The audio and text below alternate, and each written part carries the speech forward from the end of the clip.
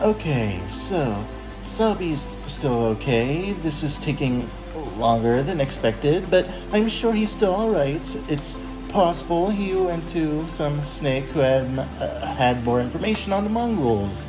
He's not gonna just forget the mission, or Just betray us by secretly living a life with someone else. Even when we try to master this magic,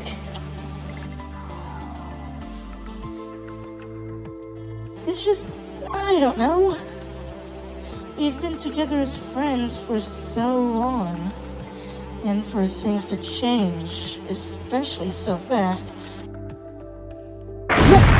it's just painful.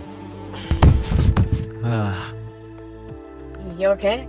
Don't know, I got it chill. Anyway, thanks for the info. Now I can go back to Tori and Antoine. I know they're worried about me. Okay.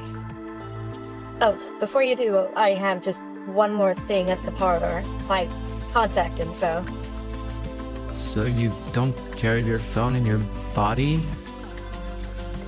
Used to. At least before it was too painful for me.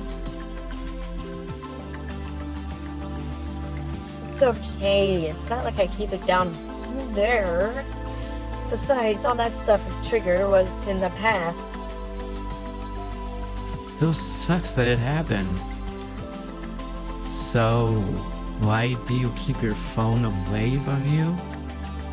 Well, with all the magic existing in this world, I wanted to speak telepathically. I am so close to doing it. I think that's enough pain for today. I should get to my JinLong review. The audience might get too concerned about me if I don't.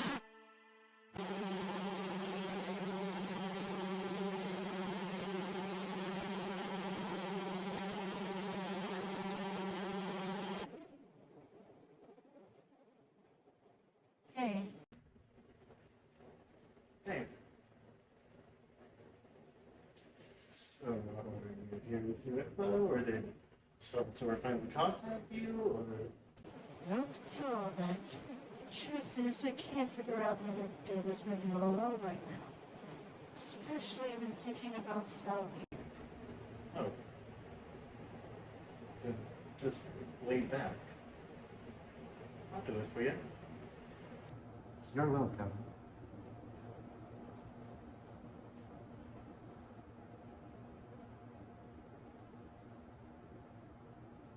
JinLong the Golden Dragon joined on July 30th, 2018. She has 138,635 views and 2.12 thousand subscribers. She started with a review of the Hypno's Lullaby game. It was an adaptation of an old Pokemon creepypasta, and she concluded that the game was simple and to the point.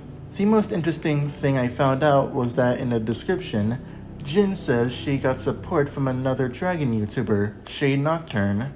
He gave her pointers on how to edit the video, and all that culminated in the start of her YouTube career.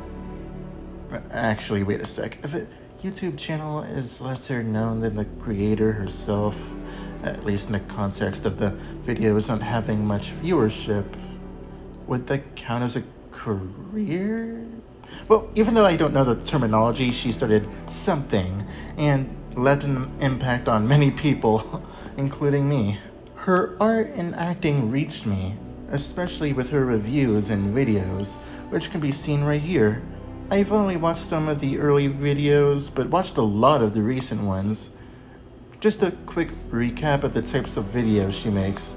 Videos about current problems in media, such as constant remakes of popular films, and that brainless kids content. And don't mention those story times animations that are, as she perfectly described it. Topic I see a lot in these videos is teen pregnancy. Like, a lot.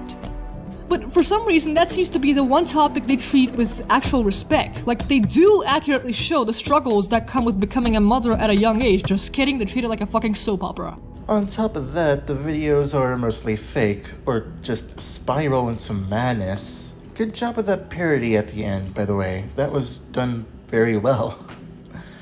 Jin also makes music videos, though I haven't listened to them yet, but I heard her sing Mine Own Romeo in one of her collabs with Shade, and thought it was pretty decent, so I might give them a watch.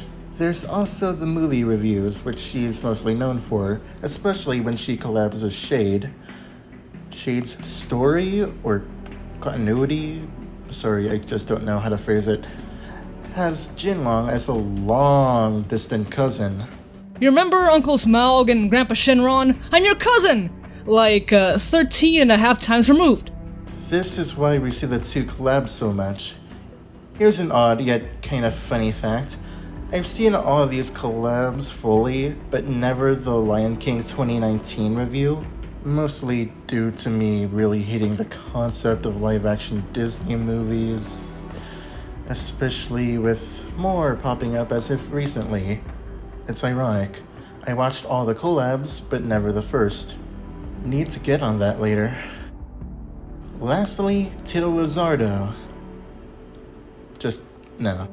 Nowadays, she's in the furry fandom and is still going well. But I want to use this moment to mention that because she's in the furry fandom, that doesn't mean the style of her videos will change. She stated this herself, and it's understandable given the suit can be difficult to use at points, wire tripping and fingers included. The character stills and voice acting are staples of her videos, and it'd be off-putting if she just decided to change all that. With all that said, I'm glad to have brought attention to all the YouTubers that weren't as well known. This concludes the reviewing portion of Season 2 of Unknown Artists. Don't worry about Antoine, he's doing fine. As for Salvatore and I, we're... That's all you wrote. Is this seriously eating you up inside? Eating at me, but yeah. Tori, I'll be honest. Not insultingly blunt, honest.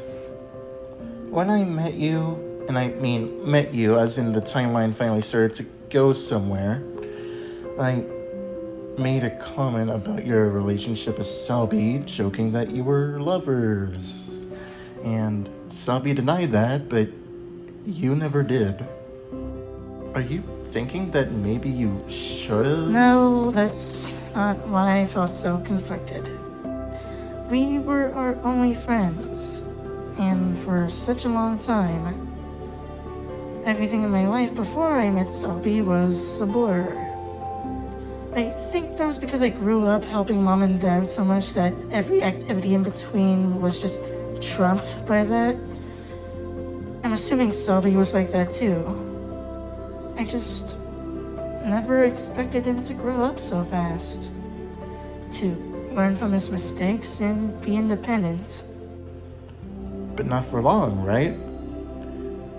You saw the interlude before this. He's with someone else. Remember, just because he's with someone else doesn't mean he's forgot about you. Yeah.